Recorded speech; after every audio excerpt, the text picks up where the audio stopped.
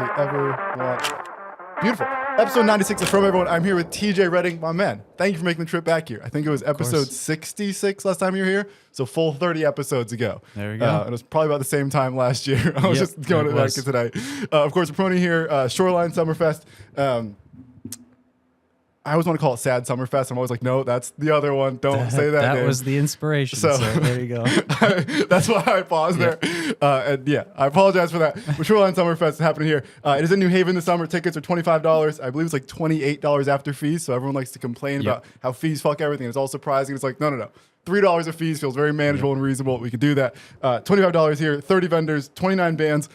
My like cynical brain here is like, I'm not going to put you on the spot here, but I assume there was a 30th band, and then right at the last minute before announcement, it was like, I guess it's 29 now.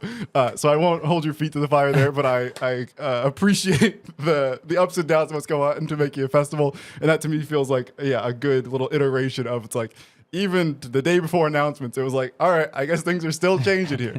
On my end, if you want a music video this summer, let's talk. I'm booking for the summer. Yeah, let's make something unique and memorable and make that happen. TJ's also in Anthms and also has DuhFunkt Pirate Radio, which we'll get into as a new show later on. But yes, Shoreline Summer Fest. Did I miss any of the key details there? Yeah, it's in New Haven. I think it's Armada Brewing was the name of the venue. It is, yep. Beautiful. So that's the new venue. So I guess we'll start there as like a deviation from the norm. So this is, I think, 4th annual is what I wrote down here. Yep. If that is accurate.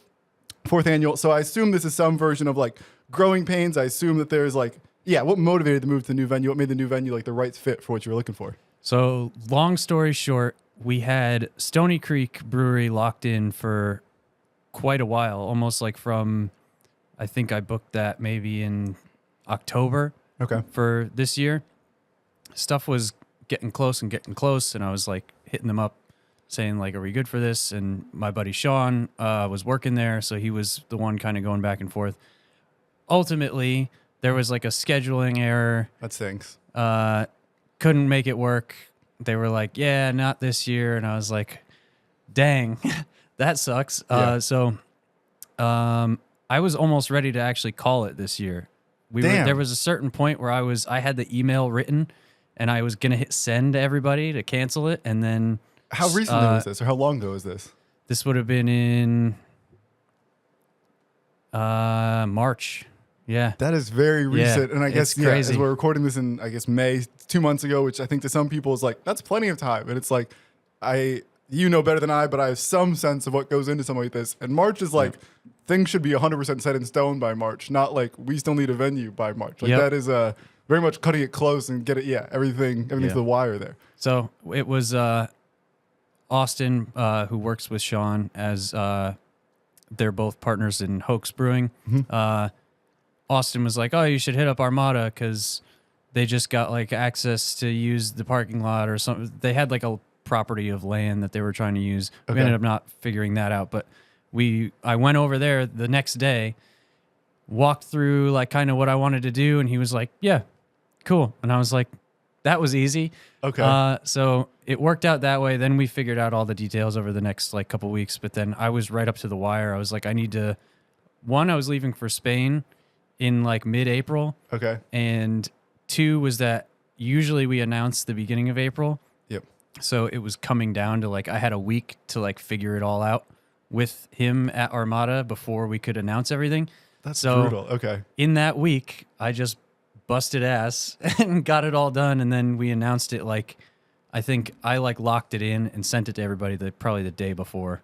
And I love that. Everybody was able to get it up and announced. I think what I like about the show, and one of the things that like inspired me to start is like I do so many things on set of a music video that like will never see the light of day, right? All that sees the light of day is the final product here. And for you, that's the festival here. Yeah. And to me, it's like there's so many stories that go into the moment someone reached out and said, hey, we want a music video, to the day that I sent them the video. And that to me is like almost the more interesting part than the final product, right? The final product is what it is. It's 3 minutes long, and for you, it's a day of a festival, and that is what it is. And to some degree, I think I'm someone who looks at the festival and goes, damn, this all went great. It must have all gone great. And I think the richness of the underbelly is like fascinating to me. I think it's also like a good thing for me to hear, and hopefully for other people to hear as well, of like, these things don't go to plan. Like the way that this thing works is trial and error and having a week of crunch time. And it's like, I want to go to that moment of like having the email typed out. Like I I guess, yeah, start low here so we could build to the high and add the extra emphasis to the high there. But that must have been a low moment, and I don't mean to like kick you when you're down figuratively there. But like, what is that moment like watching your baby slip away? Like, I think at this point, I feel like I'm in a position with like music video stuff where it's like, it's hard to imagine this not being in my life. And of course, I get to do this weekly and things fall through sometimes, and that breaks my heart. But at least next weekend, there's another one. Right. When it's an annual festival, there's not like a, well, in August, we'll have, it's like, no. This thing is July 12th or July 12th, I believe. Yeah. This thing is July 12th or this thing is in 2026. Like, there's not really an in-between there. What is writing that email like? What is that moment? What are you like in that period of time? So, ultimately, like, one, it sucks, like, because you do work all year round pretty much trying to put this thing together. The big thing that I always think of whenever something goes, like, really wrong like that, and it always does, is like, this really sucks because I'm doing it for everybody. I'm doing it for the community, all the bands. Like, it's mostly local bands, so it's like, it's all about just giving everybody something to like grab onto. And like, I've always done last year was like the big We Are CT DIY. It's supposed to be like all these bands, all these fans, and it's mostly a lot of the bands are selling to their family and friends. It's a way to give, I think this year was kind of, I was focusing more on that, giving like, knowing like family and friends and stuff are coming and giving them that opportunity for like a band to have their family come and have it not be like, we're playing in a basement, like weird like that. So, doing it for like the community and everything, when it falls apart or something bad happens, I'm like, they just don't get that, like, I'm not like some industry mogul trying to steal money from people and like this and this. I never make money on it. So it's like, it sucks when like something goes wrong where a venue drops through or like, I mean, even bands have to get paid, so I get it. But like when you're paying festival prices for headliners and it's like, we're just doing a show over here. Can you cut me a break? And they're like, So, I mean, that's obviously not a big deal. But like when the little things come down, you're like, I'm doing this for everybody to give everyone in Connecticut something to kind of like take ownership of. And it's just kind of sad when you're like, man, we're not going to do it this year.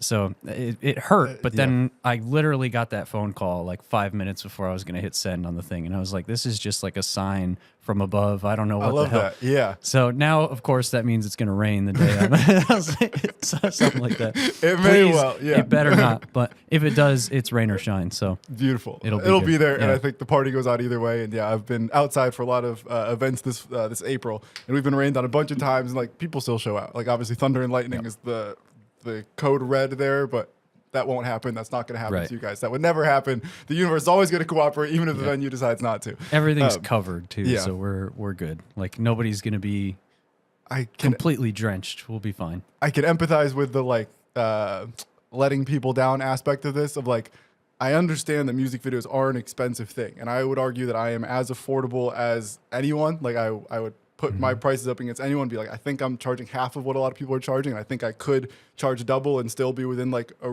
within my peers. Yeah. But it's like, I don't want to get rich off this thing, but I also understand they are expensive, and I can resonate with you on that thing of like, I don't think people understand how much goes into some of these things where it's like, yes, there is what looks like a big number here, but once the money goes here and it goes here and it goes here and it goes here, and I have to bring all this stuff, and you're bringing your own stage to this thing. Yes, yeah. It's like once all these pieces fall into place, it's like I'm not left with a huge, like I'm still not necessarily paycheck to paycheck, month to month, but like it's not far from that. Like it's a pretty close there, and like I would love to be making bigger money, but I can't in good faith look my friends in the eye and goes, I'm taking your money. Like to me, it's like I need to charge as much as it takes for my business and my life to stay on track.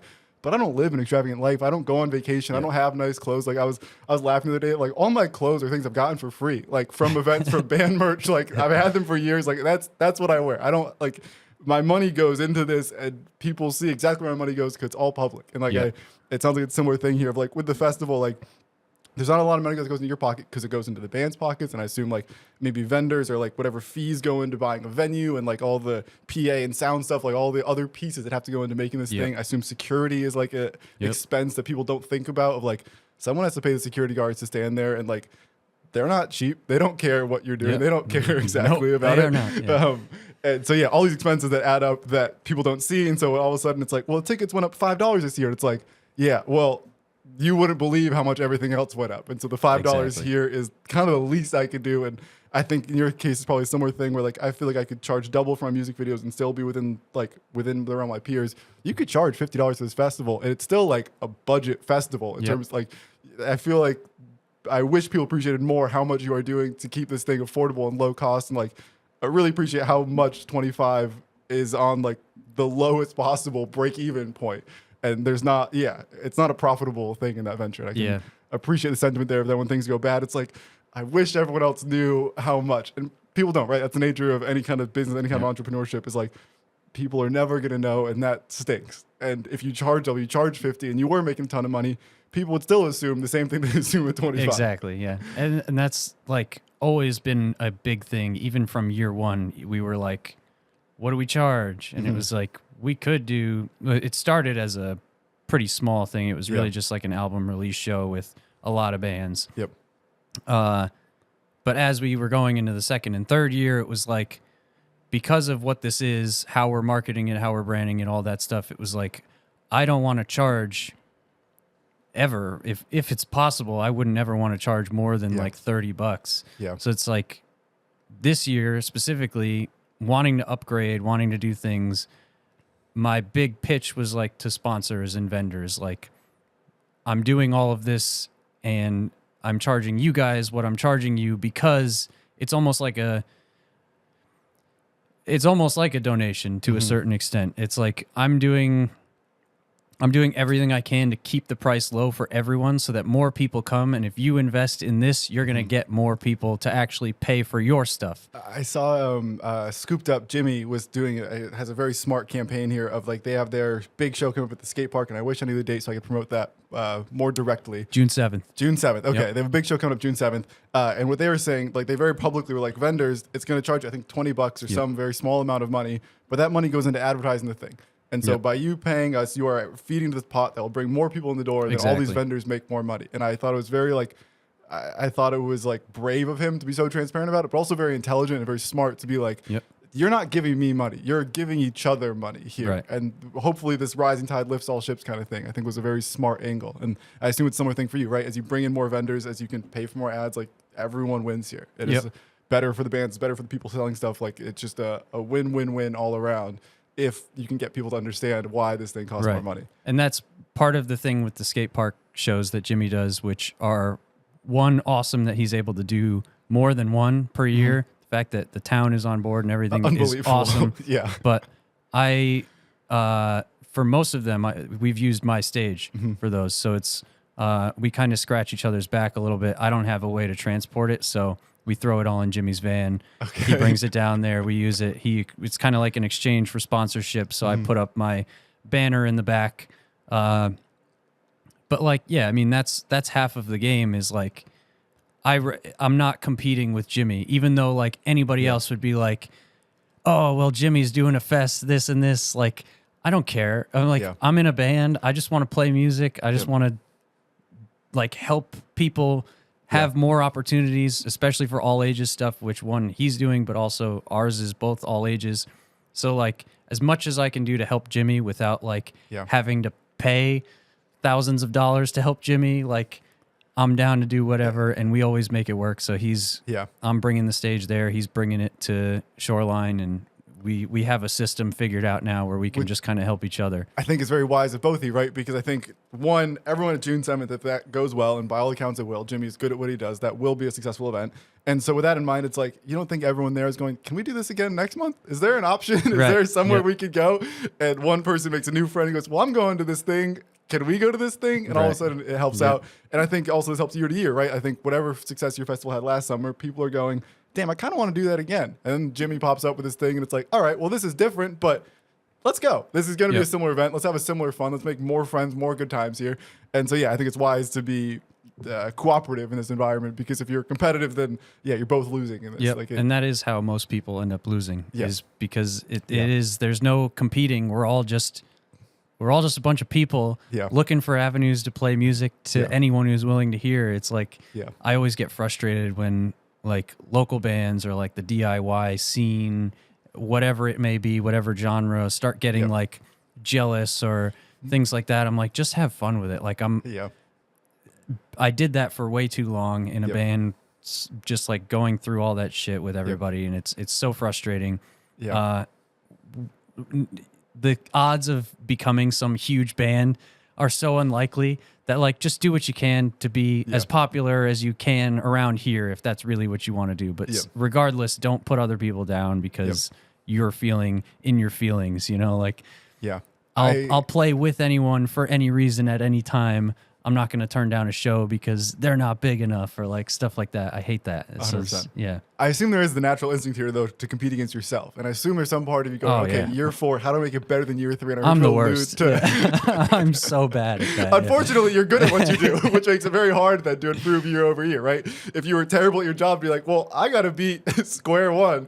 But unfortunately, when things go well, it's like, okay, that was hard to do. How do I take an even harder approach to hopefully get more reward out of this? What are some of the things you're planning to make year 4 even better than year 3? What were like the big things on your list this year as you reflected on last year?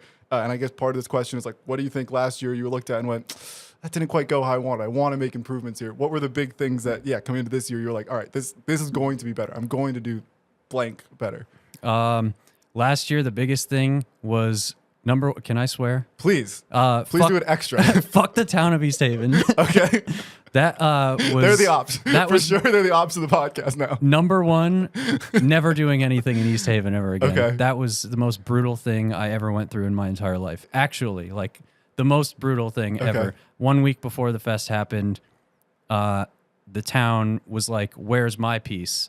And every single little thing that they could milk out of me, they were like, you have to do this, you have to do this, you have to do this, or else it's shut down. For anybody that went, you understand that there was no street parking, and you had to park in those 2 parking lots. They were like, if you can't find parking, this is 3 days before the show, if you can't find a place to park cars, it's done.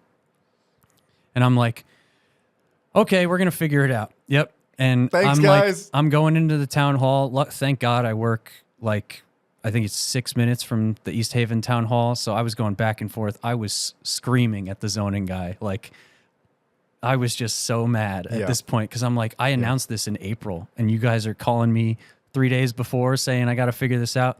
I was all over the place. I like had to take off work pretty much and just be like, I have to figure this out. I'm sorry. And we made it work. And that's absolutely insane that we did. But, did the parking lots like work well? Like there was enough spots for everyone, like all that. Like I think once it was figured out, it went okay. It wasn't like they were overflow and then it was like, oh no, we need a third lot day of kind of thing or something. It seems like everything pretty much worked out. The only complaint that I heard, but also that I had was due to the last minute nature of everything, there was like an empty lot up the hill at the Beer Axe that like some guy owns the property and is looking to build something there, so there's no real parking lot, but it's like gravel. I just walked up there and was like, hey, can we do this thing this weekend? And I had to get a written signature and all this stuff. I was like, you can charge if you want, because I figured people are going to want to do that, which is why we had to do paid parking. This year it's free, which is awesome. Beautiful. That's a big upgrade, So as the day was going on and more people were coming in, he started jacking the price up. And I was like, come on. At a certain point, I was like, oh, man, like I can't. One, I didn't have time to run up there and be like, oh, man. And 2, we don't have really a lot of volunteers, which anybody that is listening and want to volunteer, reach out because we can use you. Where can they reach out? Where's the best way to send people for that? ShorelineSummerFest.com. There's a contact form in the contact page, or just ShorelineSummerFest@gmail.com. That also works. While we're here, let me help you sell it for a second. What is in it for volunteers? So I think they would get like a behind-the-scenes experience of looking at a festival. They would probably get early access, some of the stuff. They get to see all the stuff. I assume they get free admission, obviously, if they're volunteering. I assume you're not charging them a ticket price to get in. What makes it worthwhile for a volunteer so we can hopefully, make more people inclined to join that experience? Yep. We haven't worked it out 100% yet, but definitely free admission. You're going to be able to like actually go inside and like take a load off in the air conditioning, hopefully. Beautiful. There's you'll probably be in and out meeting like the headliners, which probably call it a VIP experience if you want, sure, but yeah. like you're going to be helping, so you'll probably be able to shake their hands and say hello. 100%. So if you're interested in how the scene works, this is a great way to get hands-on and get some inside yeah. experience into like, maybe promoting a festival, that's what they're interested in, or just going shows, or if they just love CT DIY, if they're a huge Scooped Up fan, it's like, this is a good way to go learn what Scooped Up goes through and how to make that experience for them better. Yep. And we are looking for, so we have, parking is free this year. We have 2 lots, and then the rest of that whole area is like just grid street. So we're going to fill the 2 lots, and then the rest, the overflow will just be street parking and stuff.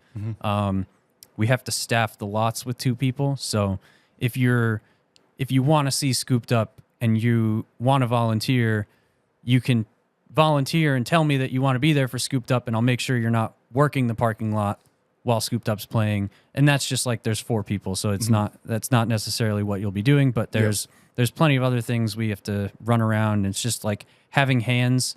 It's also like a backstage experience to an extent, because you'll be like stage runner, anything you can really think of, where it's pretty much just me and my friend Adam that are doing everything. So awesome. So we can use as many hands as possible. So some of this is parking lot. Some of this, I assume, is just bringing waters to stage, making sure there's towels on stage, making sure helping get the drum set off of the before band to get the next drum set on, kind of stuff. Like just all the little legwork that, again, I think people don't realize how many individual stage hands are, how many individual runners there are. Like I have a friend who does like the what's the word called? Like riders for the Palladium. So his job is to go to Walmart and get all the things on the list. And it's one of those of like and that's one thing that we're gonna need. So like stuff like that, cool. If you want to volunteer to head over to Costco and grab whatever the heck I need you to grab, then great. You get a free ticket. There 100%. You go. Cool. Hopefully people take you up on that. So yes, parking is free this year, which is a huge upgrade. Town of East Haven, not so much. I assume like before you announced this, you went to New Haven. We're like, hey, just to be super duper clear here, is there anything you're going to object to? Well, that's the scary thing, is we didn't. Okay. So Johnny at Armada basically assured me that we're going to be good. And he's, which thankfully enough, he was like, I'll handle all the permits. You just reimburse me for it, yada, yada. I was like, well, that's a load off, because that's usually such a pain to have to do everything. But I still had to like sketch out the plan, and he sent it to whatever. But we got all the permits and everything. The only one that we're waiting on is vendors, because we're still trying to get some, but we're getting up there, so that should be good. Things that I would say are different this year are so looking at the success of last year, like you were saying, I knew I wanted to upgrade, which is why I initially was like, okay, knowing that this went so well, I have proof of concept at this point. I can go to Stony Creek and say, you want to do this because you're going to make a shit ton of money. And then here's how many beers we sold last year. Here's how many beers we can sell this year. And it always is. The bar goes crazy. And like that's what it's all about. It's not only supporting the bands, it's supporting the whoever the brewery is and all this stuff. And we kind of trade off like that kind of thing. So originally I thought, okay, upgrade to Stony Creek, increases the capacity, and do like a Warped Tour stage as the main stage. Because weirdly enough, last year it was supposed to be like we did it the other 2 years. The stage was supposed to be inside, and then there was supposed to be the one outside. But then that was the last week before the show. That was when Fire Marshal got involved, and he's like, technically there's only supposed to be 11 people in here. And I was like, we've done shows with 600 people in this room. Like, don't tell me that now. So we moved it onto the loading dock, and that was actually really awesome. Cool, okay. And the pictures and everything came out great. It just like looked like Warped Tour, which was obviously an inspiration for the whole thing in general. The goal, yeah. So like having that bigger stage that was outside facing, I was like, that's so important for me this year. I looked at trying to get a truck stage, and it's like $10,000, and I was like, oh man. So we're working towards those $25 tickets come back again. Yeah. We're trying to work towards I'm like hustling to get sponsors to try and see if anybody just wants to like sponsor the main stage and then buy it for me, or at least help me buy it. So we are working on that still, but absolute worst case, we just do 2 stages that are like the size of mine, and that's just how it is. While we're here, I have to follow up. The Temu stage story from last year is like on my Mount Rushmore podcast moments. Heck yeah. Just like, when I look back at the show, that was one of the first things where I'm always just like, I am so glad I got to hear that story first. And I'm so glad it seemed like it all worked out. And I say this half because I saw pictures and half because I didn't hear a story of stage collapses and 50 people are injured. Did it all work out? Is there anything about the stage that's worth following up on, or was it all success? It held up. People were above the ground. Success. Life goes on. Yeah, it's a great thing. I've used it 3 times now. Okay. I think we've set it up 4 times, but I've actually used it for the purpose 3 times. It's done great on. It did great on grass. Cool. Which was like one thing when I was buying it. The legs all adjust. Okay. So every individual leg can kind of be different To match with the undulation of the ground. Yeah, it took a long time to set up, but we got it, and that's what matters. Yep. But it didn't collapse. It's made of steel, the whole thing, so it's not going to break. That was an unfortunate thing that happened to the stage at the Beer Racks. The Hoax Brewing stage that they have there is like they're like carbon fiber legs that have like plywood decks, and every now and then they would crack and stuff, and either they get a replacement or whatever. And they ended up paying. They paid more than I did for my stage. I was like, I just went to China and bought it from there, dude. And they bought it from like a place that you would go to around here. Yeah. And I was like, it was an incredible purchase because I'm looking at it now and I'm like, man, the equivalent, the rental for something like, even for that exact stage, a rental would be more like, and that just makes me crazy because I'm like, who's out here buying stages from China, renting them out for $10,000 when you bought it for $3,000, and you can do that multiple times. That's maybe the worst part of being a business person is sometimes you realize the margins on these things. Yeah. And that's one of those of like, thank goodness you have a good heart. There's like an evil version of TJ somewhere in an alternate universe that is renting that stage out for exactly what you paid for and just raking in money off this thing. Evil TJ comes out in the text messages between between business partners, but it never. I never like am gonna ever take advantage of somebody like that. I always, and it sucks because when you come to somebody like, let's say somebody wants to do what Jimmy's doing, and I'm like, I'm doing $1,000 rental, and that's because one, I have to spend my whole day there. I have to set it up, and obviously someone's gonna help me set it up, and like that's usually what it is. And thank God when I go to Jimmy's show, there's like 20 people there that are like, oh, can I do anything? Can I do? And that's great. But like if somebody hits me up, I'm like, yeah, it's going to be $1,000 to rent the stage because I'm there all day. We got to set it up. We got to break it down. I have to rent a U-Haul to bring it. So I'm like, at the end of the day, I'm just getting paid a little bit more than minimum wage for my time to be there. So, but the unfortunate thing is that people don't know how much stuff costs. So it's like, oh, it's $1,000. That's crazy just to use the stage. And I'm like, well, try reaching out to anybody else and see what they say.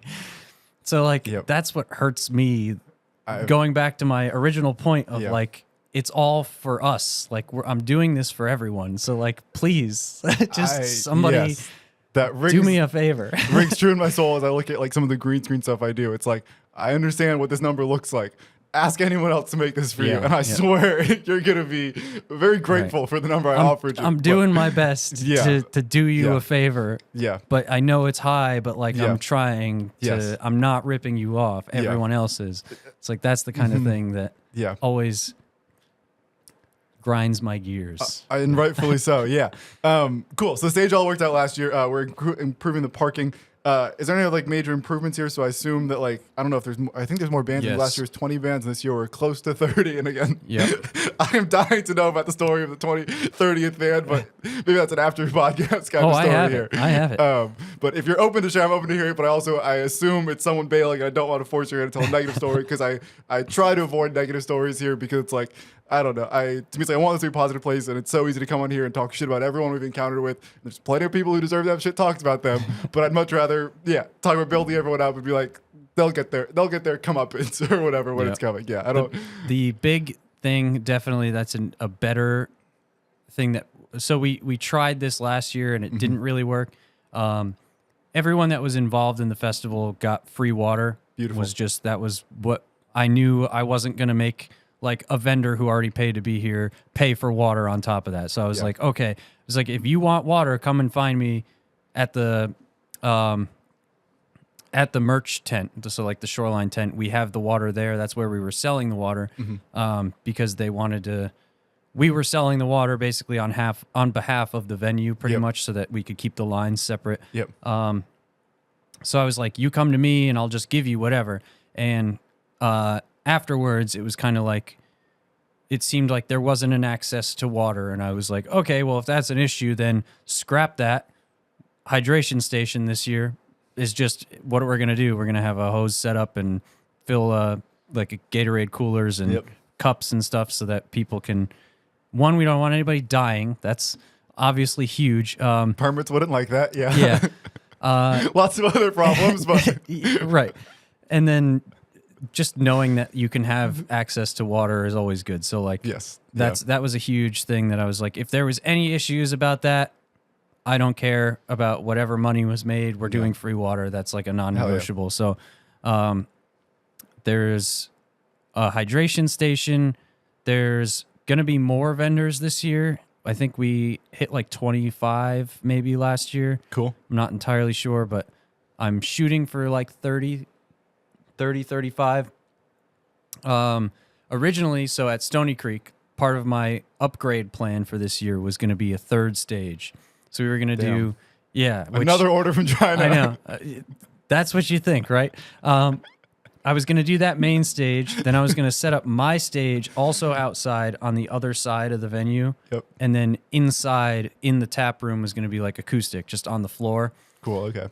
So two stages and a floor. Yep. I was like, that way I don't have to rent a third stage, whatever. But then we can also highlight like an acoustic acts, because it always stinks when you get inquiries for bands who want to play and it's like just a solo guy. And I'm like, well, as much as like I want to just throw anybody on this, because that's not to get too sidetracked, but the intent of the whole thing is to get to a certain point where it's a built-in audience, and then we can start to give the small people more chances and stuff like that. So it might, to some people that are out there maybe saying I'm gatekeeping or whatever, it's like the tickets are $25.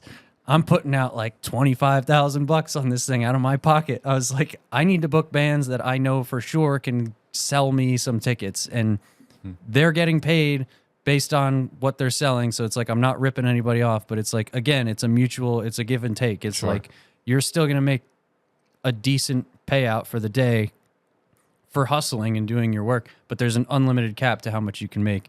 So that's at least the best that I can do. I know people have trouble selling physical tickets and stuff, but like, there's no real way to figure it out, and that's the pain. But the 3 stages was the plan. So I had booked, not knowing for sure that Stony Creek was working out.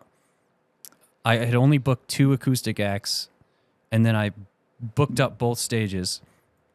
And then as we went, I was like, I'm scared to book that third stage.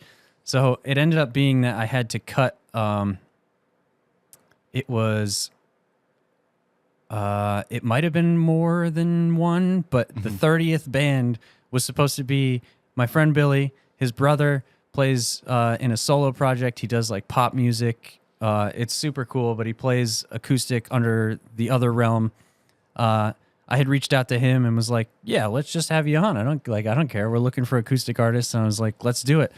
And he was so stoked about it. And then I was like, yeah, so we cut the acoustic stage. And he was like, oh, that's okay. And I was like, oh, thank God he wasn't mad about it. But at a certain point, I was like, oh man, I got to stop booking, because thankfully enough, we did the submissions thing for the first time this year, and we got like 250 something submissions from bands, good which for is awesome. Yeah. And that's just like, that's why I'm doing it, is like people interested from all over the country too, which was even more crazy. Like people from Louisiana, California, Oregon, like stuff like that were hitting me up like, we want to play this. And then still after you announce, people still messaging like this and this. And I'm like, that's awesome. 1, that's great.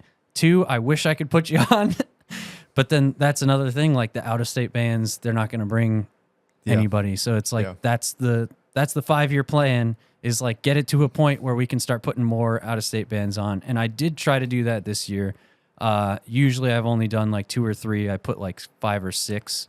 So I was like, I know that like there's so much good music regionally that I tried to keep it to like New York, Boston, Philly, New Jersey. Like I tried to keep it in that bubble where like within driving distance or reasonable driving distance. They'll come out to Connecticut and then maybe they'll come back next year because it's not too far. And then they'll get exposed and then they can grow regionally is kind of what the thought was. Yeah. So if you're in California, don't get discouraged. We're just like 3 years away from it. That's beautiful. And I think like the highlight I hear there, and please feel free to grab another beer if you would like one.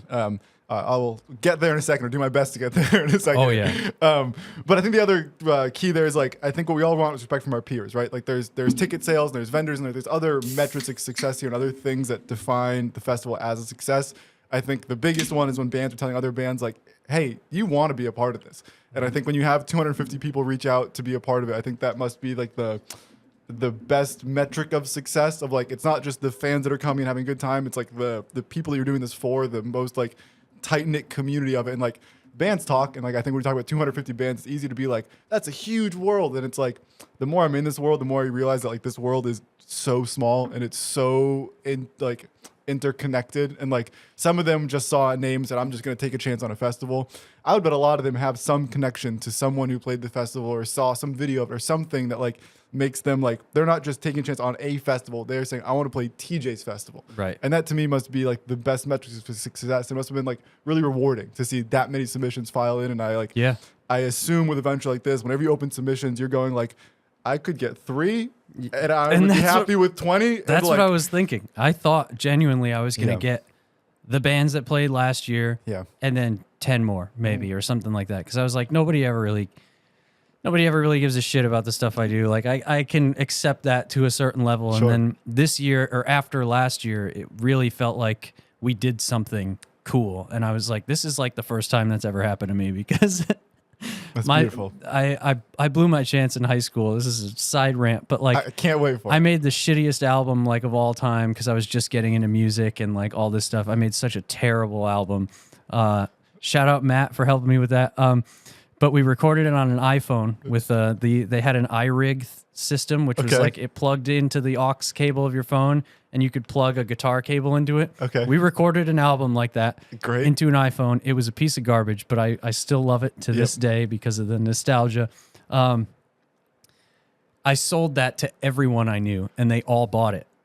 And I was like, wow, this is great. Everybody is supporting me. And I think that just blew my chance right there. Because that was I was like a sophomore in high school. And that's just nobody ever listened to anything I ever did again. I have the same thing of like, the story that I always tell on here is that I've handed out a bajillion business cards. Like I think I attribute, I don't like calling myself successful because it feels so pretentious, but I think I found some degree of success and I attribute a lot of that success to those business cards. And some of this is like, I was just going to shows and handing out, like, my goal is literally, like, I'm going to be at a sold-out Palladium downstairs with, I think it's 2,000, 1,500 people, whatever the number is. And I'm going to make sure that every single one of these motherfuckers leaves with an interaction with me. And, like, I look back at that, and, like, I think for a lot of it, it was half of, like, the success part to me is half of, like, walking up to people and saying, hi, I'm Peter. And to me, it was always, like, they're going to ignore me the first time. That's okay. By the 10th time I do this, like, they're eventually going to be like, who the fuck is this kid? Or when my name pops up on Instagram, it's like, oh, that's the kid. And, like, it starts to tie this web. I think more importantly for me, it was a way for me to get like comfortable in this thing where I showed up on day one as like an imposter, so to speak. Of like, I knew that I had no idea what I was doing. And by going up to people and saying, hi, I'm Peter, this is what I do, it like cemented in me, like, I am Peter, this is what I do. Yeah. And that to me is like maybe the bigger, more powerful part there is like, it made me comfortable doing this thing and made me comfortable. And that ultimately lets me, explore and like go out and do things hopefully well or as well as I can. Where was I going with this tangent? Fuck, I totally lost my train of thought there. What did you just say? What were we talking about? The High School Music thing. Yes. And my connection there is that like, I interrupted so many conversations. Like for sure, I was just going like literally I was trying to make sure that everyone had my business card. And as a result, I made lots of good friends. There are also plenty of people I'm sure that they were talking to their friends, having a great time. And I said, hey, 1 second. here. Yeah. And it's like some of those people, I'm sure, I've always looked at me as the annoying kid who interrupts my conversation. And it is the same thing of like, for as much as I'd like to attribute positive growth to that, there mathematically must be some amount of people who are like, no, that kid's annoying. He interrupted me. He was rude. And it's like, fuck, I didn't really calculate that part of it. I assumed that everyone's going to be like, oh, cool, here's a guy who's trying to hustle and look at it positively. And it is the same thing as you sell your album to everyone. It's like, in your brain, you're like, oh, everyone's going to see I'm a hustler, that I'm real, that I'm trying my best, that I'm blah, blah, blah. And some people did. And some people were like, who the fuck is this guy who just sold me a piece of shit for exactly. $10 or whatever? Some people still reference that to this day. They're That's like, funny. they show up and they start singing the song in my face. And I'm like, fuck you. But that's it. That is that's how you do it. I mean, you got to start somewhere, but don't start by sending your stuff to everyone. Let your best friends send it to people that they think are going to like it. Don't blast it to everybody. I would almost disagree with you. And I think what you're saying, and I appreciate what you're saying, and I, to some degree, agree in the context of, like, I wish that I had been more... I take it back. Yeah. More conservative and, like, give cards to people who are interested in them. But to me, it's like, I heard somewhere the advice of, like, you have to be your own advocate here. Like, no one else is going to fight for you as much as you'll fight for yourself. And for people to fight for you, they have to believe that you're also fighting for yourself. And, like, I would bet that in the act of selling the CDs, we ruffled some feathers. Sure, there are some people who are like, fuck TJ, he sold me garbage. But the people who bought into it were also like, damn. Like, I bet many of them had a CD in their brain that they wanted to materialize, and they didn't go to Amazon and get the connection into their iPhone. They didn't figure out how to record into the GarageBand on their iPod Touch, probably at the time, whatever the gizmo was. It's like they probably looked at this and said, damn, here's a kid who's figured it out. And that sentiment, I would argue, is probably still present in some of them. And even if they're coming to you singing the song, making fun of you now, like, we make fun of the ones we love. Like, that is almost a good sign. Like, I would bet that the people who are singing the song to you now are all fans of yours. Fans, I hate the word, but like, they are all supporters of TJ. And the people who you pissed off, there's no way they're going up to you now and being like, fuck you for that. No, exactly. That would be a crazy energy to keep still. I'm going to think about that completely differently now. I hope so. And because that's a really good point, that like, I'm all about, like, you know, you want to spread your message as much as possible. For me, it was like, I should have taken a second and realized what I made before I blasted it to everybody. If I was super proud of it and like, I can't remember if I was like, this is the best thing I've ever done and sent it to everybody. If it was in that case, I have no regrets. Sure. But if like, we just did it for fun and I was like, I have a CD, you want to buy it? Like, just fucking around, and people bought it for $5. And it was like, that was also like the start of my graphic design career, because it was, oh, cool, I like the tangible thing. I got to design a little. We figured out a way to make a CD case out of a single sheet of paper that you could fold a certain way that it would actually like close. It was almost like an origami thing. And we made a bunch of those like that, and that was cool. That was like the first time I like had to figure something out graphically like that. And then the light bulb goes off. It's like, oh, I can figure stuff out. This is all figure outable. And then from there, I have the same thing with the podcast, right? Like, I think part of what you're getting at there is hindsight, right? And like, at the time you sent it out because you did believe that it was everything. Now in hindsight, you go, that wasn't everything. I think like, if I'm being super critical, in 20 years when the festival's grown and you're on 25 of the festival, you're 25 of the festival, and like this thing has grown to whatever scale it grows to, like there's gonna be a part that looks at you and goes, damn, what the hell was that in year 5? And you're like, right. Yeah. I think that's a natural growth. And like, I say this in the context of the podcast as well. Like, I've started this with the idea that like, I got some, unfortunately, it was a Joe Rogan quote. And Joe Rogan, I think, has become divisive, and 16-year-old me loved him a lot more than I think 28-year-old me does. But what he would always say is like, people always ask him to go on his podcast or to go on their podcast. And he would always be like, do 100 episodes and then come talk to me. And his thing was always like, it takes 100 episodes to figure out what the fuck you're doing. Like, this thing doesn't make sense from day one. And so when I started this podcast, I had the same goal of like, my goal is just to make it to 100. And so to some degree, as we're on episode 96 now, in my brain, this is episode -4. Like, I've always kind of had that thing of like, episode 10 was episode -90. And it was about getting to the starting line and figuring out what this thing is. And like, at episode 1, I didn't understand what that meant. And again, he has a lot of pros and cons, and I don't want to take his side, because I don't think I fully am on his side at this point in time. But like, I appreciate in terms of podcasting, that he is the expert, or as close to an expert voice as we have here. And so to me, it's like on episode 0, I didn't really know what that meant. And now by episode 96, it's like, yeah, I'm so much more comfortable. I'm so much more me here in episode 96. And I look back at episode 1 and it's like, who the fuck was that kid? Like, why did I put that out? Why did I start this? Like, what the hell was happening here?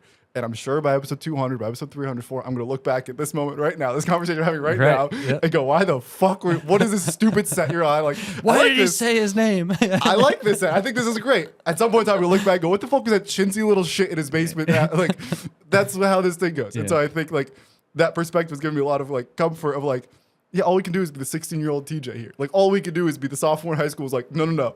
You guys don't get it. I know everyone thinks it's shit, but I know I got it.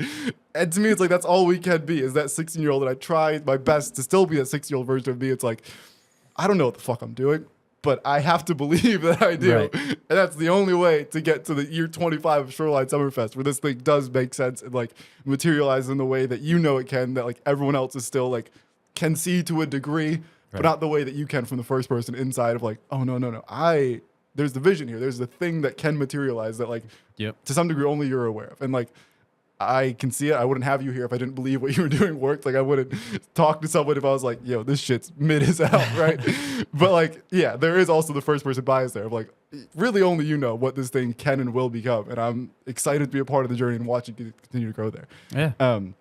The other new piece, I think, of the festival here is that you're playing bass now. So you're in Anthems. You joined Anthems this year. Playing the festival sounds like a whole new set of challenges, where you were talking about last year how, like, you didn't have time to go up to the parking lot to go take care of that. And, like, the math in my head is like, that's a 5-minute walk there, a 5-minute conversation, and a 5-minute walk back. You didn't have 15 minutes in a 10-hour day. And I'm not skeptical. I believe you. But now you're going to play a 30-minute set and have 15 minutes of nervous time before, and you're going to delegate the thing. Like, talk. I am happy. Anthems are great dudes. They're great friends of the show. I think they've been here. There's their new guitarist, who I don't know his name quite yet.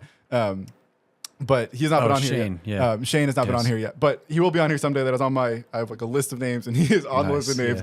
It's just, a matter of time till I get there. But friends of the shows, glad you're a part of them. Also seems like a lot on your plate now to try and, like, add playing the festival into this. Talk to me about, like, the pressure there, where it must be exciting to finally get to enjoy what you've given everyone else. But now there's also, like, you didn't have 15 minutes last year, and now you're going to carve out an hour for TJ to go play a set. Yep. Number one, volunteers. That's the That's going to be a huge help. Hopefully, the more people we get, the more it'll be easier to divide and conquer some of these things. Because, like, last year, I was taking out the trash. Like, I shouldn't be taking out the trash. Like, you have bigger fish to fry. I have bigger fish to fry. You're not above taking out the trash, but, like, that is something that anyone can do. Exactly. And you need to be aware of, I'm not, like, problems. I'm happy to do it. And when stuff was overflowing, I'm like, has nobody seen this? Like, and I'm like, okay, I got to do it. So, volunteers will definitely help with that. If we can just get, like, 10 even, like, that's great. The second being that it's like, so the first 2 years I did play with my old band. That was, like, first year it was like our album release show. The second year it was also like our EP release show. And then last year it was kind of like, okay, it grew and I didn't have time to do anything. And I was like, I was thinking about it at one point. I was like, if I had to play this at, like, later in the day, I would have been like, oh man, what am I gonna do? So I was almost glad that I didn't last year, but now knowing that I'm going to have to, that's where definitely, like, making sure we have replacement people to be in place for that 30 minutes or whatever is going to be huge. But I'm just going to play it by ear. Like, I don't really know. It's as far as prep time and stuff, like, that's probably going to be the biggest thorn in my side, is, like, making sure that, like, I have my gear. It's probably going to be a burden for Anthems pretty much to be like, I need you guys to make sure my stuff is with your stuff. Like, and then I'll be running around and then just come grab me for the set. You need, like, a bass tech for you that day. I do. That would be great. Guitar, get everything tuned for you so you can just show up and play. Yeah. That's a concern, but, like, I'm also making sure it's adding another level of the first 2 years I didn't like that we had a set time. Yeah. Because all the local bands, as anybody might know if you've already bought a ticket, the set times don't come out until a day or two before. And the plan of that is because the bands are all doing their work, and whoever ends up doing the most work, selling the most tickets, putting in all the effort. Yeah. It's like, it's not just ticket numbers that make a difference. It's how much you're trying, the effort that you're putting in. And like, I see it because I see the social stuff and all that's like all the marketing efforts that people are doing. And it's not set in stone. So Anthms is fighting for our supper as well. Like, I'm not going to stick myself as a headliner and be like, I don't got to do shit. I can just show up and play the best slot of the day. It's like, we're slotting ourselves in where it's fair, because I know, like, it again, it stinks that like people don't see that it's like we're just trying to do this for everybody. But like, I knew the one thing I did for us was I put us on the flyer up on the second line, because I was like, I'm doing all this work. If somebody has a complaint about that, sorry, like, I don't know. But as far as like, rightfully so. For the record, I'm very much with you on that. I'm like, that's the least you can do, and I think you're being very humble to draw the line there, where I think you'd be very justified to be like, I'm going out at 9:30 or whatever prime time or one step before prime, whatever direct support kind of equivalent is here, whatever makes you happy. Exactly. So yeah, I think you're very much in the right there, and very much being very humble in that. Yeah. I just hated that we would just kind of throw ourselves right before the headliners. So I was like, it doesn't seem fair, because if we factored it in the same way, we would have played first, because it's like nobody in the band really did anything. So it's like, again, I hate to say bad things, but it's like there are, I'm sure, at least because I know I was in one, like there's bands out there that just like expect things to come to them. Yeah. And like, you have to hustle and do your thing. And like, if you want to be up there with things, like, come to local shows. Like, that was one thing I always hate to see, is when like a band doesn't ever go out to other shows. It's like, we're all in this. I've said it probably 30 times already today. Like, we're all in this together. Just, you have to go. Like, if you don't have a love for the local music scene as a whole, then why are you even in it? Because it's like, you want people to come to your shows, so go to shows. And it's like, it's just, it's only fair to put us in the mix, and that's pretty much why I'm doing that. The same thing. I get asked, not frequently, but I get asked once in a while, like, hey, I want to get into photography, like concert photography. How do I do it? And it's always in the context of like, hey, I'm shooting my first show. What should I do? And I always want to like almost quote the Joe Rogan reference, be like, go shoot 10 shows and then we'll talk. Yeah. And to some degree, it is the thing of like, if you want to play the festival, great. If you want to play late in the day, great. Go do the legwork, and then we can talk about how we get you later on the festival. If you're just saying, hey, we have our first show coming up, can we play at 6 to debut? And it's like, no. Right. Because everyone else here has eaten shit more times than you're even aware of. More volume of shit than you're even aware could be consumed by a human being. More shows with 4 people out there than you're even aware of. I can't do that. I can't skip the process, because unfair to them, and it doesn't help you. It is stripping you of the skill set that will take you to actually succeed in this. And I put you on at 6:30. It's a waste of your time almost, by giving you this false sense of confidence that you're going to go to the next show and be like, well, we should play. And it's like, no, the fuck you shouldn't. Like, the Palladium doesn't give a fuck. They're not going to adhere to, well, we played at 6 p.m. at this festival, we should. It's like, no, sorry. They will tell you to go fuck yourself. They'll ask you how many tickets you sold. It also will separate the people who can get past like the low point, right? Yeah. Like, playing to, I'm happy to put someone on as their first show, like I did with Anthms. It was the first year we did it, was their first show. And like, that's because I knew Sean, and I knew Sean was going to put in the work and this and this. Like, I wasn't afraid to do that. But like, when there is a random band that hits me up and they're like, we've never played before, and like the email that I send them is like pretty much what you're saying, is it's like,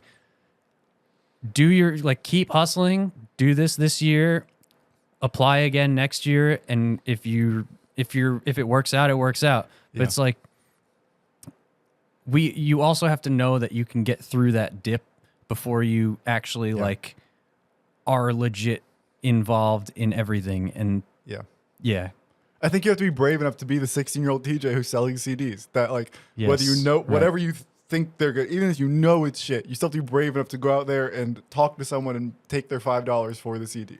And I think it's Yep. the same kind of energy here of like, even if your band don't play until you're ready to play. There's no reason to. Like, there's no need to rush there. Like, that first impression is everything. Make a good first impression and make it when you're ready. But like, even if you are convinced you're ready, it's like, then show me you're ready. Like, I think what I gained from you is like, you're happy to give people an opportunity, but earn it.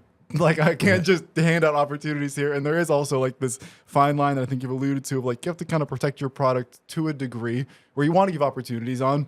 But if you had 70 bands on this year and you only should have had 30, and half the bands are not worth listening to or are so late because they don't know how to set up their gear or they're tuning in the middle of their set, is a common thing I see. And it's like, obviously tune up, but like, don't get on stage. I guess the specific story here is that we were doing a show this year and the first band gets on stage. Before they played their first song, they started tuning. And it was like, hey, do this before you come on. Like, don't hype everyone up, then get on here and then stand still for 5 minutes. Like, that's not, oh man, don't do that. That's not how we make this thing work. And so there is some line here of like, you want to give everyone an opportunity, but if you give out too many opportunities here, then the product is shit and no one comes next year. right. And so there is this fine line you have to be very aware of. And I think, I don't envy the hard choice you have to make there of like, I would love to give everyone a chance here. Yes, that's the hardest thing. But is making the decision, because Yeah. it's like there were a couple people that were like, "Oh man, like we really thought we were going to be in this," and I was like, "There's just a lot of good music around here. It does suck, and I always hate saying no, and Yeah. that's probably my biggest fault is I say yes to everything. So when it comes down to something like that, that's tough because there literally is nothing I can do. But there is always next year, and that's like a good thing, is that we're going to try to keep doing this as long as it's like, as long as I'm not losing money and as long as like I can balance my life with it, then we're good. So like there will be more chances for more people to do it. And the plan is to not like, I don't want to put the same bands on every year and all that stuff. So like as it goes, more people will start seeing more opportunities, and just like, it's almost like I want to blast out on the social media, like, give us a second, like let us, like you're saying, let us get to episode 10 before we really like lock it in, because I have no idea what I'm doing. And that's the thing that I think a lot of people struggle with, even like in their professional life and stuff. Yeah. I started this and I was like, okay, we'll book Mayday Parade. Cool. They're not going to want a lot of money. And then you reach out to like whoever their booking manager is and they don't even reply because they're like, what the hell is that? And you're just like, hey, do you want to play this show? No offer, no anything. Just like, they don't even respond. Then you come to find out that like, oh, okay. When I'm talking to somebody about like how, oh yeah, they just never got back to me. They're like, well, what did you send? I'm like, oh, well, I sent this. And they're like, that's why they didn't get back to you. And I'm like, oh, okay, that's one thing I learned. Mm-hmm. Next year happens. And I'm like, okay, now I know I have to reach out to these people this way with this thing and this and this. I'm like, okay, cool. And then you get like a semi decent band because you're like, oh, now I realize what people charge. I'm like, okay, now I can budget. But that means we can only get one band and like nothing else that I want for as far as like environment and everything. So it's every single year I've learned at least one thing, if not 20. So like as we go, and that's just like even a testament to anything, like any business, anything you're doing, like nobody knows. I saw a quote that was like, it's your parents' first time living too. And I was like, that really struck with me because like we're all living the one life that we have and figuring it out as we go. Yeah. And like I've been on a big push with like, I'm just trying to do what's good for me in here and not care as much about what everybody else thinks I'm doing and all that stuff. So especially with this year, I was like, festival focus is like, it's all about everybody else. And I want to support small business because of that same reason. And I want to raise up anybody that's like, oh, it's my first, I just started a business selling jewelry or something. And it's like, I really want to like have a chance. And it's like, okay, if you're willing to invest this amount to do it, it's going to be worth it. You just got to do it. And then the people that are willing to take that chance will see the result and think like, oh, wow, cool. I'm actually getting, it's that one little spark that hopefully will get them to flourish the way that they want to. And I'm trying to get the message out to as many people as possible, as far as like vendors and stuff go. But like, that's the end goal, is like anyone who comes in as a vendor, I don't want corporations coming in and doing this. It's like, I want your small illustration. I want people to see your art, because there's going to be, what do you call it, 2,500 people there. They're all going to walk right past you, especially the way we have it set up this year. The vendor fair situation is going to be, you can't miss like it. The entrance way. It's going to be, to get to the stage, you have to walk in, and then it's going to be a line. All the vendors right to the backstage. Beautiful. So it's not only a great opportunity for visibility and everything, but like, if you have a unique item, it's going to interest all those people all day long. And just anything I can do to help raise the small bands, the small businesses, everything, even like Armada is not like Guinness. It's like they're still doing their thing, trying to become what they are. So like, you can make some good patrons there, and someone will go back there in August going like, we had a good time though. I just want to go back to the bar. I just like the venue. You touched on one thing. You very harshly said that you don't know what you're doing. And I would be like, no, I think you do. And again, I think it's hard maybe to talk about this in the context of TJ first person. If we talk about Jimmy, it's like Jimmy would also probably say he doesn't know what he's doing. And I've talked to him once here, and it's like I can't say for sure. I don't want to put words in his mouth, but generally speaking, that is what I've gathered. And most people have a similar sentiment. Jimmy's an idiot. He has no idea what he's doing. I hope he hears this. You know him better than I do. Fuck you, Jimmy. He's supposed to be here in a week or two, so don't fuck him too bad. But I'll let him know you said that, and we'll have a discussion of what he thinks about you. Good. No, but I think like people generally have this sentiment, and like looking at him, it's like no, he clearly does. Like he has done X, Y, and Z that has gone well, and like I think the vendor thing is one part of this. The advertising is one piece of this. Like the social media game, like whether or not he's willing to admit it, whether or not he recognizes it in the first person. I think for you it's the same thing of like whether or not you admit or recognize that you know what you're doing. It's like there are bigger questions to answer. There are people. There are Kevin Lymans of the world who've done this 1,000 times, and sure, we don't have Kevin Lyman's experience. Most people can't get a show off the ground. And you're getting a show with 20 bands, 30 bands off the ground, 20 vendors, 2 stages. Like it is almost undeniable, and we can debate the degree of know what you're doing, but the factual know what you're doing, I think, is like pretty undeniable and concrete there. The flip side of this that I found a lot of peace in is like I have the same thing. To me, it's like I don't know how to fucking make a music video. Right. I know how to point a camera at people, and I know how to assemble that footage into what I think is a music video. That's not what Beyonce does. Like, I understand there's like levels to this game that I am playing in some pond that like makes me happy and that makes me confident.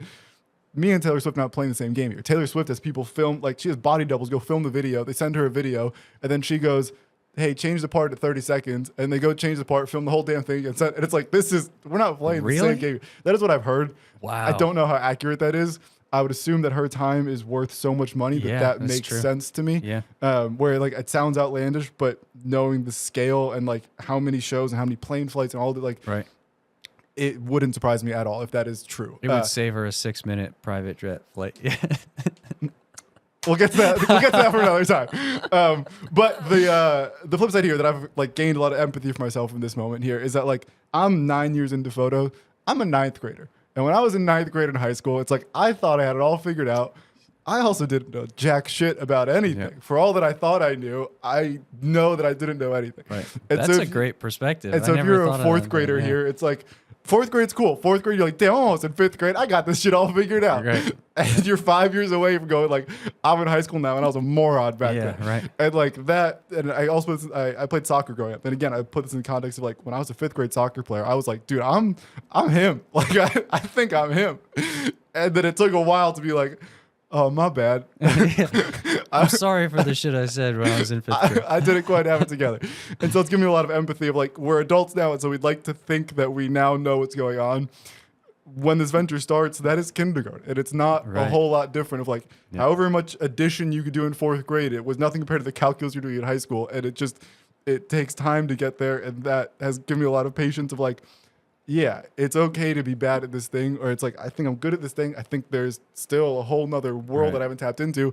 I haven't even applied to college yet, much less make it to college, much less grad school, much less get my first, like there's so many major life steps that I haven't even begun to think about that it's like, okay, I may not know what I'm doing, but I don't have to know what I'm doing. I can know what I'm doing in the context enough to get to high school, hopefully. Right. And then I'll cross the next bridge when I get there. Yeah. I want to touch on, I have two last things here. We have passed our hour, which is beautiful. I love when it's been flawless and easy, which is always a great sign here. My one thing here, you started a DuhFunkt Pirate Radio.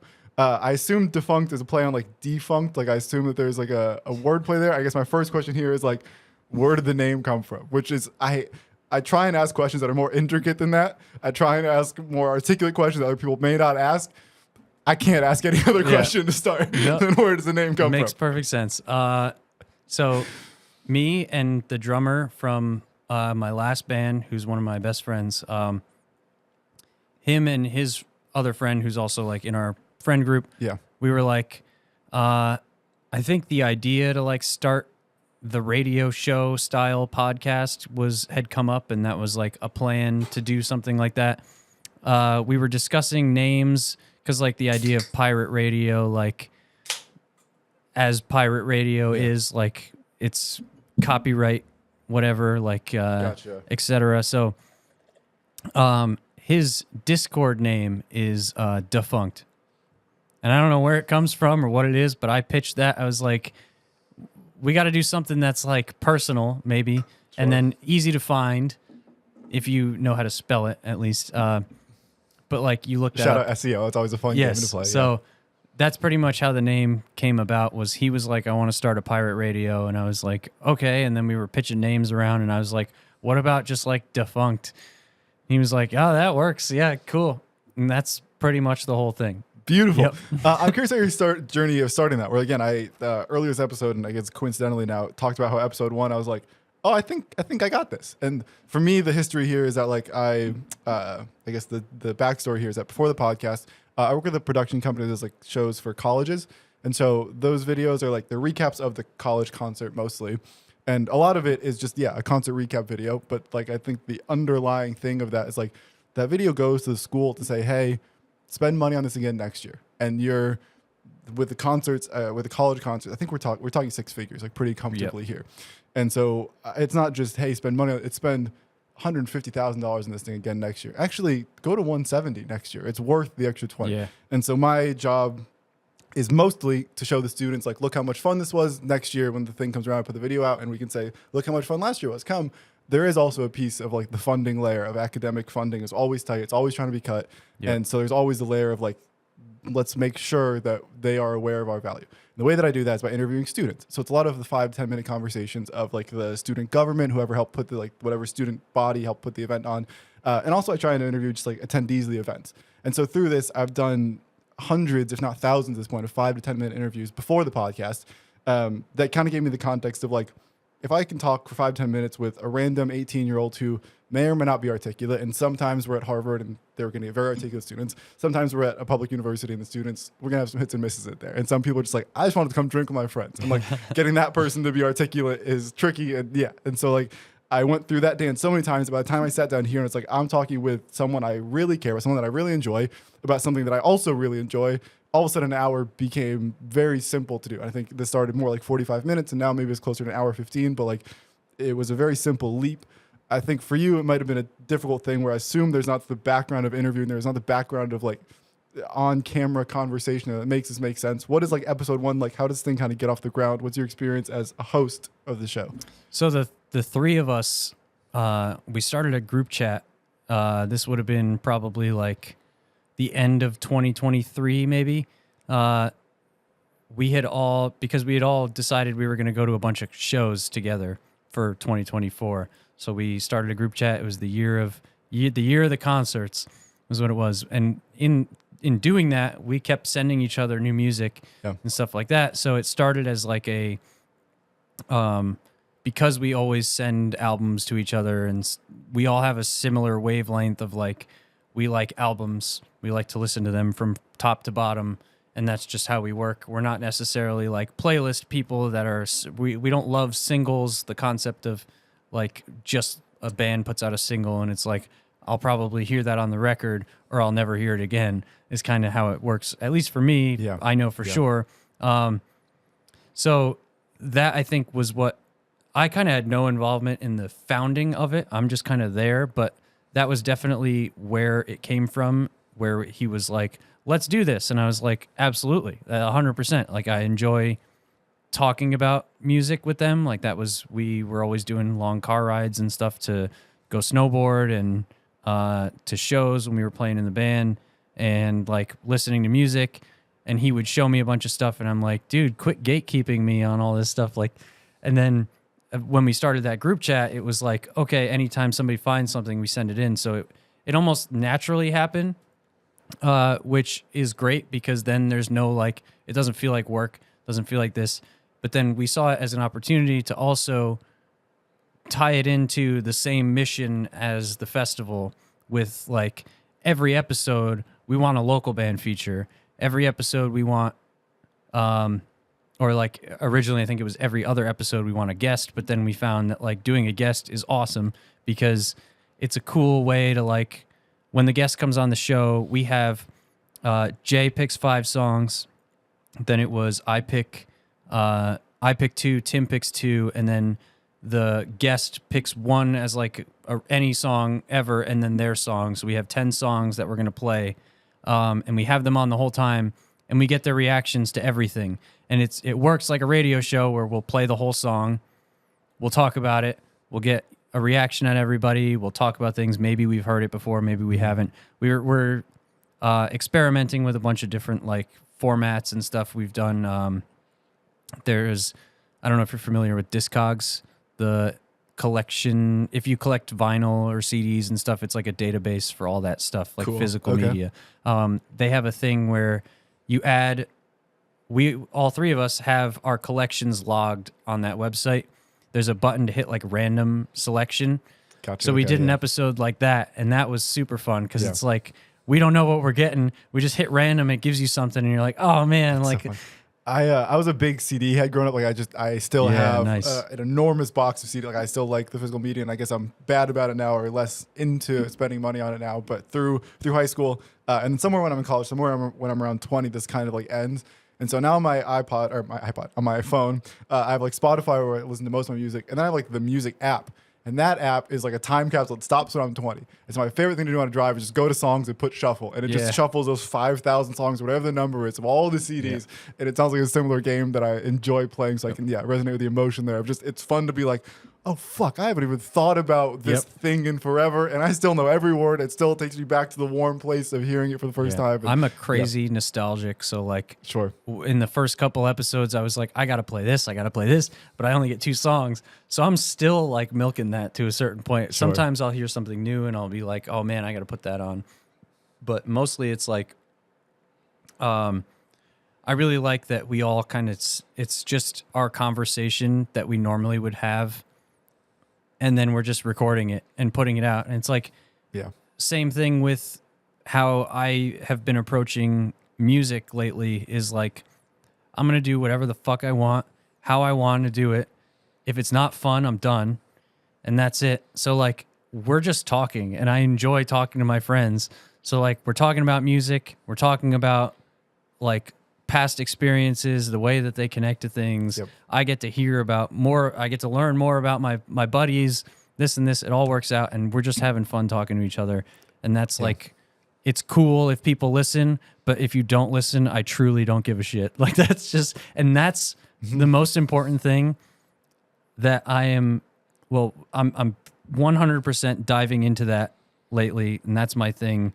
But it's like, if you don't fuck with what I'm doing, I don't fuck with you. That's just straight up what it is. Like that's, if you couldn't care less about the music I listen to, skip my section, like listen to what Jay has to put up, like, or whatever. But like, we're just hanging out, we're just talking, and that's what it's going to be. We just want to have fun doing it. And it's been honestly really fun to do. And I hope that you get the same gratification from doing this. 100%. I think the key there is like, I enjoy talking to my friends. It is fun. To me, the key here is like, I talk with my friends all the time. Like I am bad at being social because I'm such a workaholic and I'm so like activity driven that to me, it's like, I want to be productive. And I think this is the blessing, the curse of being self-employed is like, I can grow. I can be productive at any hour of any day, and there's no reason for Friday night to go out because I can be getting ahead. Yeah. And the way that I look at it is like, if I can get 5 hours done on a Friday night, that's 5 out. That's one day next week that I don't have to work, which means that next week I'm a day ahead. And over the course of a year, I've added 2 extra weeks of work or whatever, whatever those numbers are. I guess that math doesn't add up, but like, you understand the gist of what I'm saying there. Of like, I can always be getting ahead. And that to me is like an accumulation of work done that would otherwise not have happened if I hadn't sacrificed that thing. And I think there's also part of my brain that's like romanticizes the artistic struggle of like, I almost like the idea of staying in and be like, no, everyone else is out and I'm fucking not. I'm going to be right here. And like, that's a double-edged sword very much. Like, I think that has benefited me professionally, personally. It has been a nightmare. And I'm like actively trying to undo that. And this is one way to undo that of like, pause. This is still work. It still hits that part of my brain of work. It's not work. Like, this is very much not. The key there, though, I think the one thing you touched on is like, it's talking to your friends. And the part of this that I enjoy the most is like, this is the only time that I talk to someone for an hour, 51 minutes and 52 seconds. It's been that long? Sorry, hour 15 minutes and 52 seconds. Okay. I fucked up the seconds and minutes there. I've been just like talked for that long without checking my phone and without you checking your phone. I think car rides are like the one exception here, but it's like your buddy in the passenger seat is still on their phone and like, that's fine. Like, that's what life is.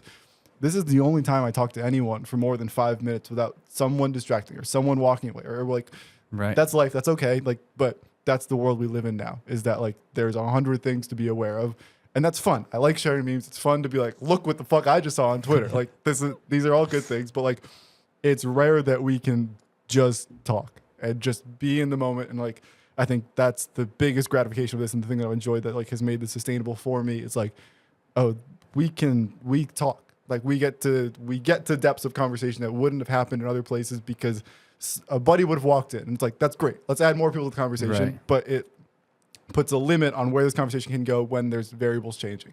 And so like the ability to just go has, I think been the best. And I think that's kind of what I'm hearing you say is like with your friends, it's like, it's just an excuse to hang out and you're calling it work, you're calling it productive, but more than anything, it's just, let's go hang out in Discord for an hour. Go hang out. I don't know if it's Zoom, Discord, whatever the platform is. Discord.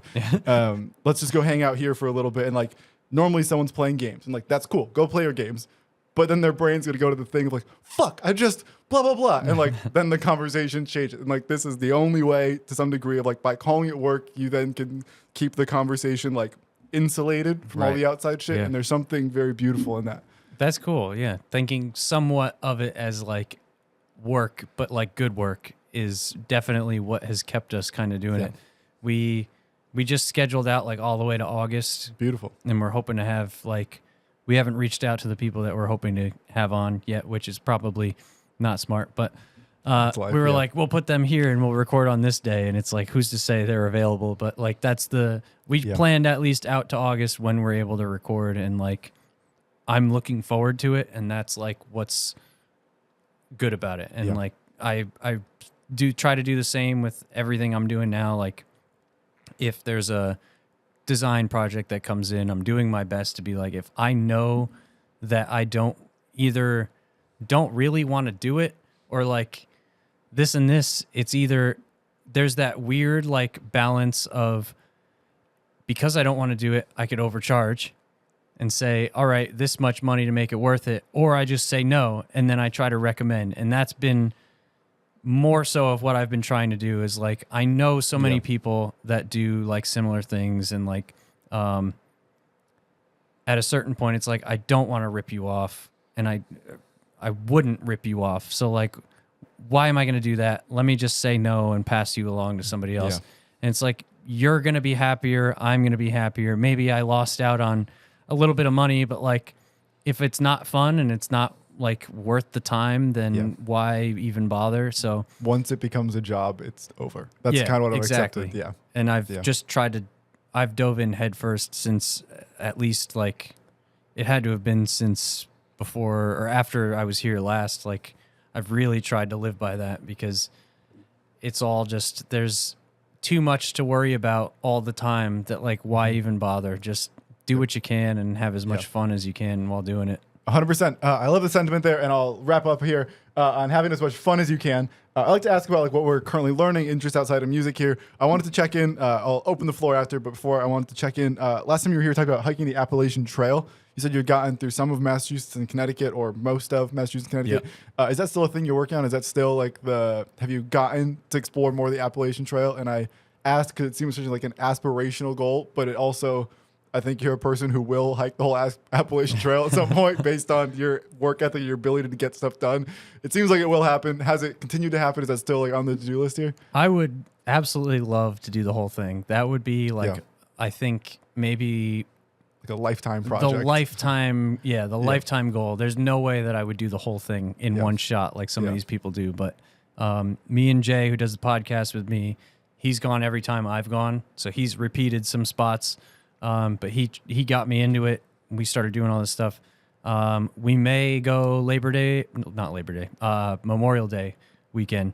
And that'll be like 4 days worth. But I don't think we might have gone once since I was here last, possibly.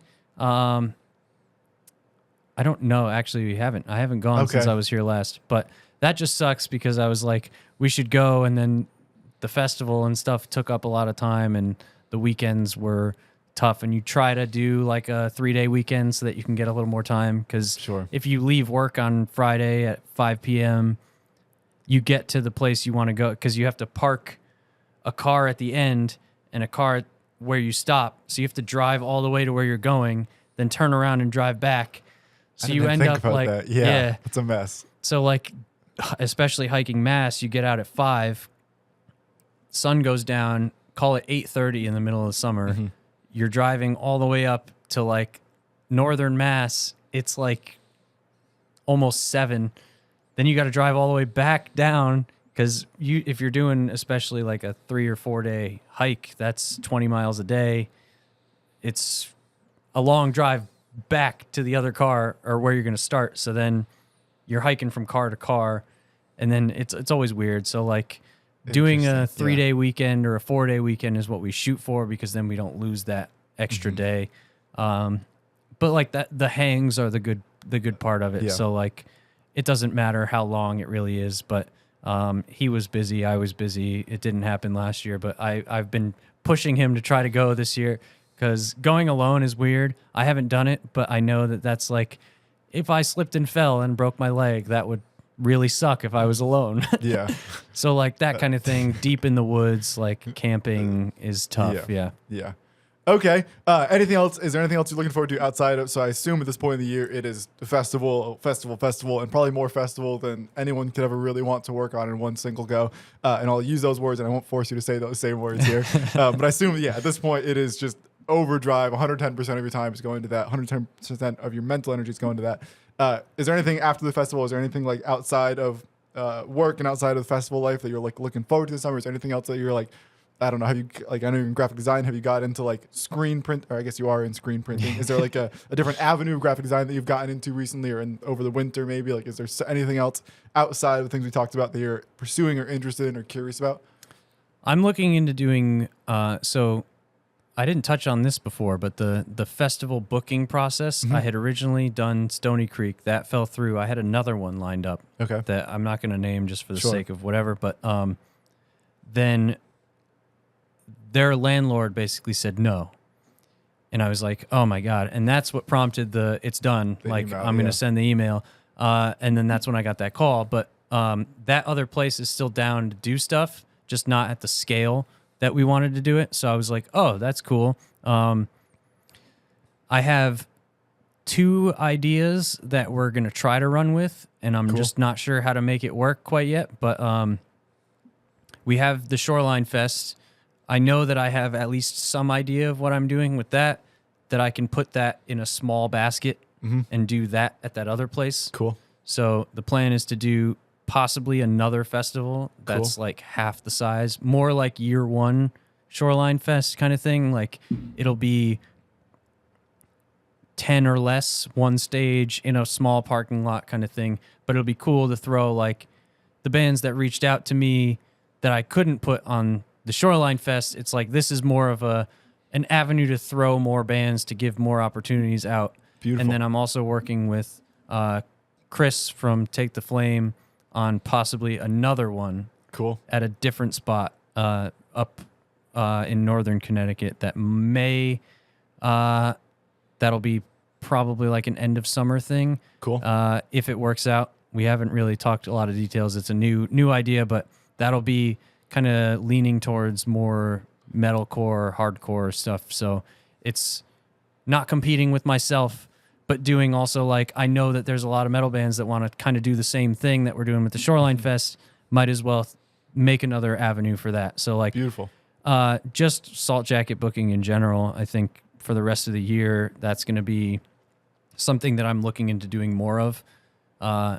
We've done a couple like decent sized shows with like someone who's like a regionally bigger act will message us and be like, we want to do a show in Connecticut for our tour. And I'm like, okay, we can probably make it work. But then all of like May to July is always toast for me. So it's weird because everybody wants to book during that time. And I'm like, oh man, if you want to come back in the fall, let's make it work. So like just... I have a close relationship with Patty from Cafe 9, so like I'm able to just kind of circle stuff out. I got to shout out Aaron from IRS Booking, who doesn't really book in Connecticut anymore because he had to move, but he's been throwing me a bunch of stuff like that he had pre-booked. Cool. So I think just diving in more to the booking company, trying to do more stuff where like I can get kind of somewhat of a big act, and then that's another way to throw on some smaller bands that are looking for a shot. And also another way for me to see who I should put on the fest next year, all that stuff. I'm just trying to immerse in the scene as much as possible and be like as DIY friendly as possible. I think that's the big overarching message of like everything I've said today is like support DIY, support local. I know it maybe costs a little more to support a small business, but like not only does it get you more, but it's also like the gratification for you that you supported someone either that you know or that is looking to really be supported and like will thank you for it. And that's huge. Yeah. So like, I'll tell you what, factually speaking, at $25 a ticket, it does not cost more. And those $25 are going to people you know, like they are going to the people you see on stage rather than the $25 at the Palladium. It's very rare that a ticket or the Webster Underground is going to have a $25 ticket. Most of the tickets are more. If it is $25, those dollars, I can promise you, are not all going to the people you know. They're going to 100 places behind the scenes and to some places that you may not want them to go. Whereas I assume the $25 Shoreline ticket goes, there is probably like a very direct, like you're going to look in the eyes of the person who's benefiting from this money. And that, I agree. I will say that any money that I have made, I've never put in my pocket ever once. Any dollar that has been profited from the festival has gone into the next year to get either bigger bands or more stuff that's like around. So like we do all the backdrops and stuff. I'm very grateful to have a pretty good connect in good old China that can make my flags for me. So we do them every year, but like stuff like that like you're like, oh, you could do without it. But it's like branding. And I'm trying to build something that's like, you know, you see it and you know, like it's a lot more important from that side than you might think it is. But also like you're saying, I am at the end of the day handing cash back to every single person that has done it. And I'm shaking their hand and saying, this couldn't have been done without you and your help in this. I'm not just stealing people's money. Beautiful. That's it. Yeah. That's what we love to hear. Yeah. Episode 96, we done did it. So yes, before we get out of here, Shoreline Summer Fest is July 12th at Armada Brewing in New Haven, Connecticut. People can go buy tickets online at shoreline.summerfest.com. Yes. I assume that's all there. Local bands have tickets with no fees. So if you're looking to save that $3, you can also get a physical ticket from them because they're all selling physicals. I'm not sure if there's some people are selling them on their merch store. I don't know if they're shipping them to you or meeting up with them, but if you do know a local band on the bill or you've seen some of their posts and stuff, definitely buy from them before you buy directly from the thing because buying from them directly supports them. They get paid out for every ticket that they sell. So beautiful. I would rather you support the local bands. And if you don't know a local band, then go to the website, click see all bands, and then choose someone Just whose pick picture one. you Yeah. like, someone whose There you name go. sounds cool, who you like the look of, whatever. I don't give a fuck. Pick the third band on the list, whoever that may be. There you go. Yep. Just shoot them a Anthems. message Yeah. on Instagram and be like, hey, person, I want your ticket. And I'm sure to be more than happy to accommodate. So, yes, buy local, support that. Beautiful. Anthems, I've seen y'all in the studio, so I assume there's music coming at some point. I don't think it's anything announced yet, so I don't think there's anything there we want to plug. But is there, if I'm wrong, please correct me and say I've something been here. a lifelong Anthems fan, Cool. so it was amazing that it worked out this way. Yep. It is the best Anthem stuff that has been put out so far. Cool. I have nothing. I can't even put into words how much of I've said to Dante. Like, Dante is a genius. I love Dante so much, but that man he's not only doing like super like crazy thought out, like everything is weaved together, especially with this record. It's all about like the cycles and stuff. Not only the lyrics, but the way that the songs will either blend into each other, stuff. It's all, I don't want to say too much because I want him to come on here and do all that, but he's way more involved in all of that than I ever thought that they were, and being a part of it and seeing how it's all coming together is like, it inspired me to be like, we need to make a documentary thing on this. Beautiful. And that's, we're taking the studio footage and we're doing all that, but like, Awesome. there's so much that he can say about it that he was just like, I don't really know how to do it. And I was like, me and Mark being a video guy as well. Yeah. It's, I'm really looking forward to sharing like, not only just what I think is the best music not that they've done so far, not to obviously shit on anything. I'm a huge fan of everything they've done without me. But now that like we're working on this and I'm seeing it come together, it's not only the best stuff that they've done, but I think it's going to resonate the most with people. It's going to reach a kind of wider audience. It's not that the genre's switching too much, but it definitely has more of a wide range appeal. We want to get people singing along, so we thought about that when coming up with stuff. Awesome. And yeah, I'm just super excited. It'll hopefully be out this year, but late this year. It's very rare that you see how the sausage is made and like the sausage even more when it's all said and done. Exactly. So I think that's a huge testament to what they're cooking up over there. So I look forward to hearing that. I'm always hopeful that we see more of the Bagman, and I'm forgetting if he has a more formal name than that. But I guess Baggins. There we go. I guess it's more of a Mark question, and of course not a question that anyone's going to answer at this point in time. But he would want to bring him back. I'll say that. He would want always to. I'm with him. I think it's brilliant and beautiful, and I'm always a big advocate of that. So I hope for that. Cool. DuhFunkt Pirate Radio. Go stream it. I believe Spotify is the exclusive home of it. Is there anywhere else people can go find it or just listen to it? Spotify? Yep. Beautiful. Go do that. Salt Jacket Booking. Go book a show if you are a band listening and you've made it this far. Shout out to you. Yeah, there you go. Go hire TJ. Graphic design. Is there anything else I'm forgetting here that people should contact you for? Screen printing. Screen printing. Yep. Monumental merch. Beautiful. Low prices, short runs. That's really all I can say. Sick. Your Instagram is at TJ Redding, I believe, is the best place to contact you. TJ _Redding. But yes, that's Beautiful. me. Cool. Go reach out to you. Is there anything else that I'm forgetting here that you would like to promote before we wrap this bad boy up? I think I covered all my bases here. I'm trying to cover all my bases. But doing a great job. Trying my damnedest here.